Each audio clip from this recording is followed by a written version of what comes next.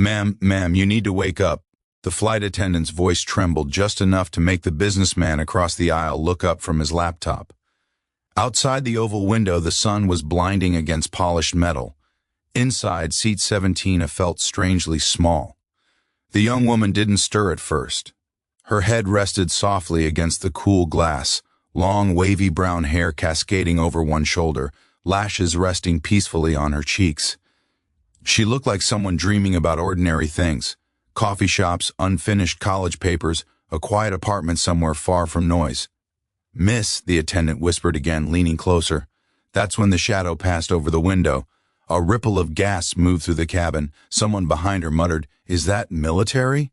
The woman's eyes fluttered open slowly, confused, still halfway between dreams and daylight. She turned her face toward the window and froze. An F-22 Raptor, gray and sharp like a blade carved from the sky, flew so close she could see the pilot's helmet tilt slightly. Before this story goes any further, take a second to subscribe, because stories like this deserve to be heard. The plane wasn't shaking, there were no alarms.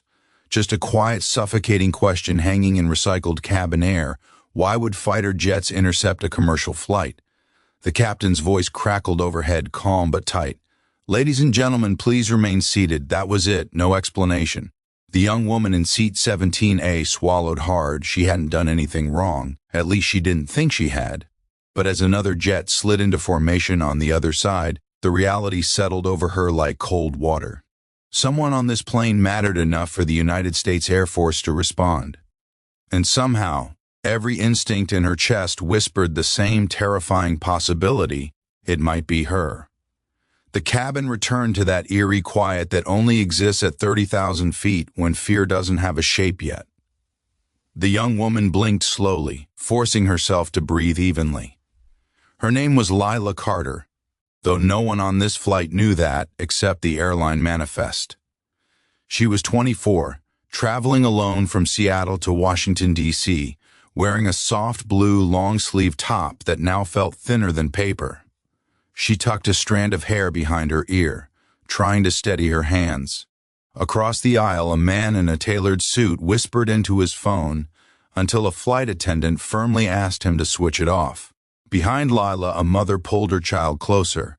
Ordinary people, ordinary reactions. Lila pressed her forehead lightly against the window again, but the jet remained there, pacing the aircraft with mechanical precision. She could see the cockpit clearly now. The pilot's visor reflected the sunlight like a mirror, watching, not threatening, not signaling, just present. "Why would they be escorting us?" she murmured, barely audible. The flight attendant knelt beside her seat this time. "We're just following protocol, ma'am." "Protocol for what?" Lila's mind raced backward through the past 72 hours. She had left Seattle quietly, no dramatic goodbyes, no social media posts. She'd closed the door of her small apartment for what she thought might be the last time.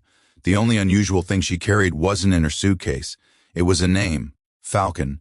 It had appeared in an encrypted email forwarded anonymously to her nonprofit newsroom 3 weeks ago. She had almost deleted it. Almost. Lila wasn't a spy or a criminal. She was a junior investigative researcher working on defense contracting transparency, an issue most people scrolled past without reading. She believed in paperwork, in audits, in accountability, not in secrets dramatic enough to summon fighter jets. But the deeper she dug into procurement irregularities tied to a classified program nicknamed Falcon, the more doors quietly shut in her face. Phone calls that went unanswered, a source who suddenly declined to meet, a senior editor who told her gently, "Let this one go." She hadn't. That was her flaw and her strength. She believed that sunlight fixed things. Now, staring at the F-22's unblinking presence, she wondered if sunlight sometimes triggered alarms instead. The captain's voice returned. "We are cooperating with federal authorities regarding a routine matter. There is no immediate danger." Routine. The word felt rehearsed. Lila's heartbeat slowed slightly, replaced by something sharper than fear: clarity. If this were about a threat on board, law enforcement would already be moving through the cabin. No air marshals had stood up. No one was restrained. The jets weren't forcing them down aggressively, they were escorting. Protecting or containing. She reached slowly into her bag and pulled out her phone. No signal. Of course not. She stared at the dark screen and thought about the final message she had received before boarding. If they hear the name Falcon, it won't be quiet anymore. She had assumed it was paranoia from a nervous source. Now she wasn't so sure. A second F-22 shifted closer, lower in the sky. The formation tightened. The cabin filled with whispers again. "This has to be about someone important," the businessman muttered. "Maybe a senator?" Lila almost laughed at the irony. Important.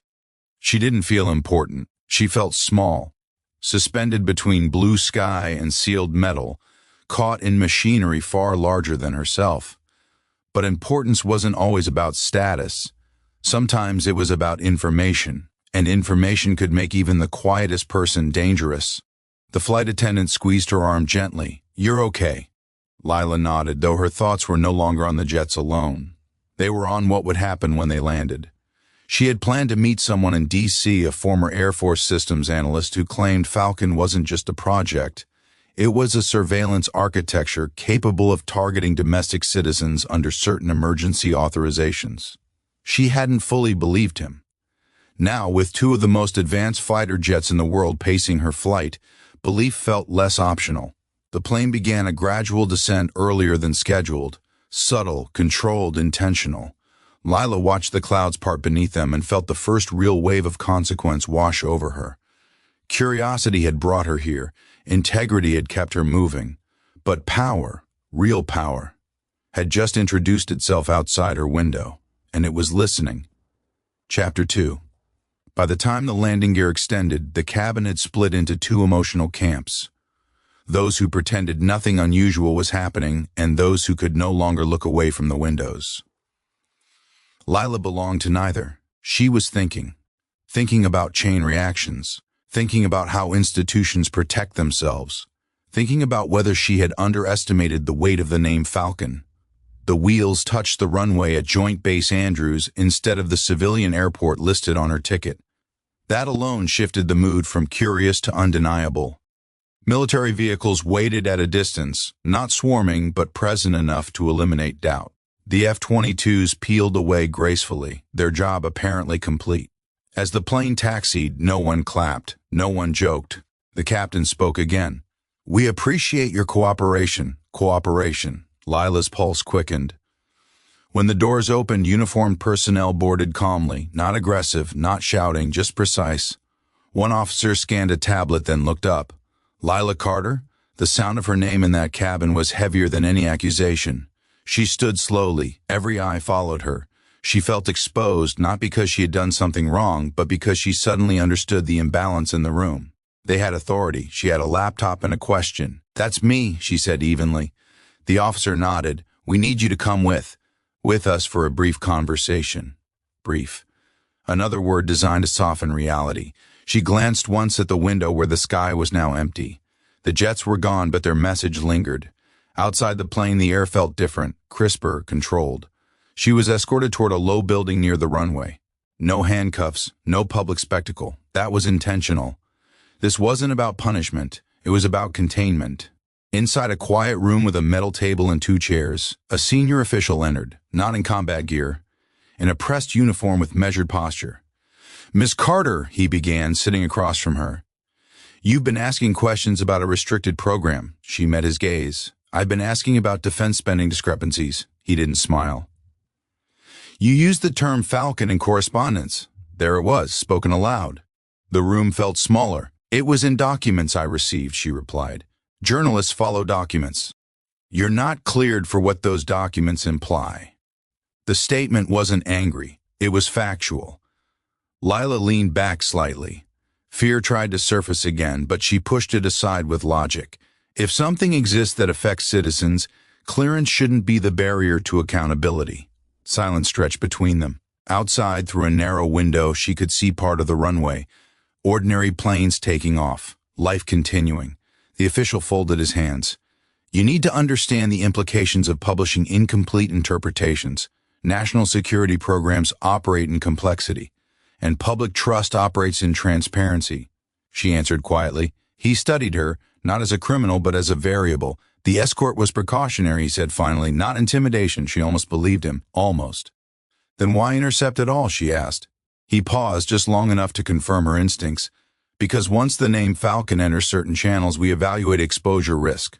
Exposure risk, as if truth itself were a contaminant. Lila felt something shift inside her, not anger but resolve sharpening into clarity. She wasn't reckless. She understood that some information required responsibility. But she also understood the danger of silence. The official stood. We're not charging you with anything, but we strongly advise you to reconsider your line of inquiry. Advise, reconsider. Words wrapped in courtesy, carrying weight nonetheless. As she was escorted back toward a transport vehicle, she realized something crucial. The jets hadn't been sent to threaten her. They had been sent to signal scale, to remind her how large the machine was compared to one woman in seat 17A. But scale worked both ways. The larger the system, the more accountability mattered. As the vehicle door closed and she caught her reflection in the glass, soft features, steady eyes, no longer half asleep, she understood that the turning point had already happened. They had confirmed Falcon was real. And once truth is confirmed, it doesn't go back to being a rumor. It becomes a responsibility. The transport vehicle hummed softly as it moved across the base, and Lila watched the perimeter fences blur past in the reflection of the tinted window. She wasn't handcuffed. She wasn't accused. But she also wasn't free in the way she had been that morning when she boarded the flight with a carry-on and a quiet determination. Something irreversible had happened the moment that officer spoke her name in front of the cabin.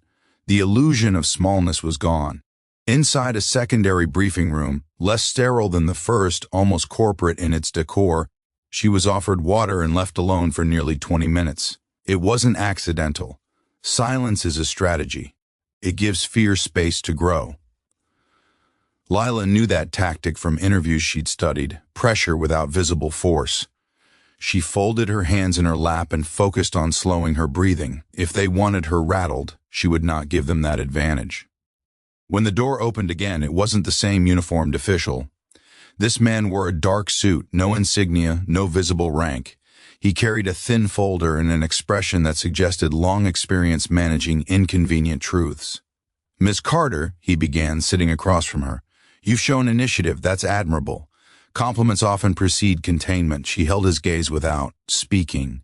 He opened the folder but didn't slide it toward her. "Falcon is a layered program. Surveillance architecture, yes, but primarily defensive. Early detection of cyber and aerial threats." He let that settle before adding, "The problem isn't that you're wrong, it's that you're incomplete." Lila felt the weight of that distinction. Incomplete could mean misinformed, or it could mean blocked from the full picture. "Then complete it," she replied evenly. A flicker of surprise crossed his face. "It's not that simple." "It rarely is," she said. The room felt less like an interrogation and more like a chessboard. He leaned back. When certain keywords surface in civilian communications, Falcon among them, automated protocols activate. Today's escort wasn't about you personally. It was about signal tracking. We needed to assess whether your inquiry was connected to foreign intrusion. Lila absorbed that. "And is it?" she asked quietly. He watched her closely, measuring sincerity. "That's what we needed to confirm." The implication lingered. They had evaluated her as a potential risk. Not a journalist, not a citizen, a variable in a security equation. That realization cut deeper than any accusation. "You intercepted a commercial flight because I asked questions," she said. "We intercepted because the system flagged exposure," he corrected. "There's a difference." She thought about the passengers, the mother clutching her child, the businessman pretending calm. They hadn't known they were collateral in a digital trigger. "Systems don't replace judgment," Lila said softly. "People build them. People decide thresholds." He closed the folder without responding immediately. The tension shifted. This wasn't about silencing her. It was about redefining the narrative before she told it. "What is it you think Falcon is?" he asked finally. She chose her words carefully. "A capability that blurs the line between external defense and domestic observation. A structure that can justify monitoring under emergency language broad enough to stretch." He didn't deny it. He didn't confirm it either. Instead, he said something that changed everything. "Miss Carter, some lines are blurry because the threats are blurry." That was the midpoint, the moment the story could no longer return to a simple good versus bad outline. She saw it clearly now. The world they operated in wasn't clean. Cyber attacks, disinformation campaigns, evolving warfare, they lived in gray zones, but gray zones demand stronger ethics, not weaker ones. Then oversight matters more, she answered. Silence again. Not heavy this time, considering. He studied her not as a threat, but as a possible partner in shaping public understanding. If you pursue this recklessly, he said, you'll trigger reactions you can't control. Markets respond. Foreign actors exploit. Panic spreads faster than context. He wasn't wrong. Information has velocity, and velocity without clarity can cause harm. Lila felt the gravity of that responsibility settle on her shoulders. This wasn't about winning against the system. It was about navigating it without being consumed by it. I don't publish recklessly, she said, but I don't bury truth either. The man stood slowly. Then perhaps the conversation shouldn't be about stopping you. Perhaps it should be about timing. Timing. A strategic delay. A negotiation disguised as cooperation. As she was escorted back toward the exit, she realized the power dynamic had shifted slightly. They hadn't threatened charges. They hadn't seized her devices. They had warned her, yes, but also engaged her. That meant something critical. She wasn't powerless. She was inconvenient, and inconvenience handled carefully can reshape institutions. As she stepped outside into the late afternoon light, the base quieter now, she felt the emotional aftershock of the day. Fear had evolved into something steadier, awareness. Falcon wasn't a myth. It wasn't a rogue program either. It was a reflection of a country balancing safety and liberty on a knife's edge. The real question wasn't whether it existed. It was whether citizens would ever be trusted enough to understand it. And Lila knew she had crossed the point of no return.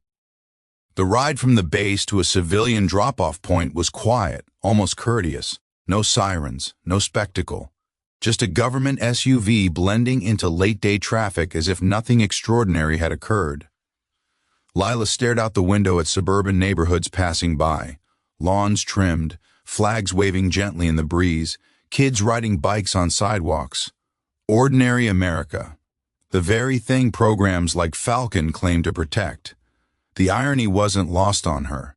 When she was finally released with her belongings intact, the official who had spoken with her earlier offered one last measured sentence.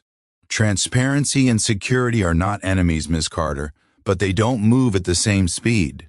She nodded once. Then maybe someone needs to help them catch up. He didn't respond. As the SUV pulled away, she stood alone on the curb with her phone buzzing back to life as it regained signal.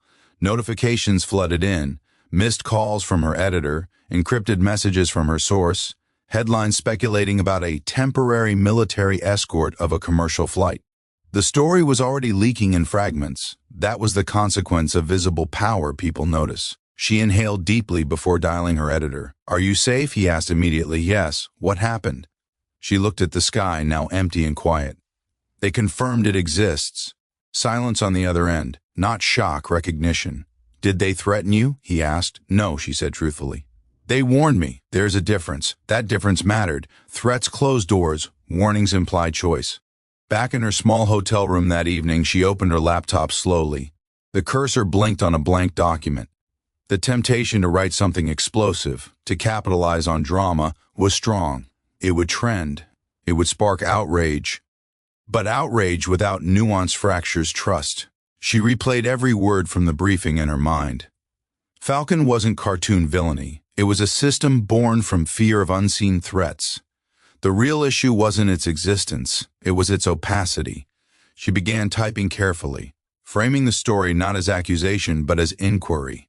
What oversight structures exist for automated threat detection programs? How are keywords flagged? What civilian protections prevent mission creep? Questions instead of claims. Light instead of fire. As she worked, she thought about the passengers in that cabin. They had felt fear without context. That was the harm of secrecy, not always abuse, but confusion. Democracies erode not only through corruption but through distance between citizens and institutions. She wasn't trying to dismantle defense systems, she was trying to close that distance. Around midnight, her encrypted messaging app pinged, her source. You landed? Yes. They reacted faster than expected. She paused before replying. That tells us something. It tells us they're watching, he wrote. They've always been watching, she responded. The question is who watches them? The typing indicator blinked, then disappeared. No answer. She leaned back in her chair, exhaustion finally settling into her bones. The power shift was subtle but real. Earlier that day, she had been the small figure in seat 17A, half asleep, overshadowed by jets. Now she was someone who had looked at the machine up close and chosen not to flinch. Not to attack blindly either, but to engage deliberately. Consequences would follow. There would be calls. There might be pressure from higher offices. Funding for her newsroom could come under scrutiny. That was the unspoken reality of challenging systems woven deeply into national security. But growth often lives in discomfort. She understood something now that she hadn't fully grasped before boarding that flight. Power isn't just about force projection. It's about narrative control. And narrative, handled responsibly, can rebalance scales without tearing them down. As she saved the first draft under a neutral file name and closed her laptop, she walked to the hotel window.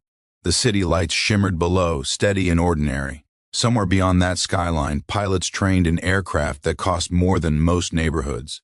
Somewhere inside federal buildings, analysts monitored signals in silence. And here she stood, no badge, no clearance, just conviction. The conflict wasn't over. If anything, it had matured. The jets had shown scale. The briefing had revealed complexity. But the core tension remained unresolved. How does a free society defend itself without slowly guarding its citizens from the truth? Lila didn't have the final answer yet. But she had something just as important. She had the courage to keep asking the question.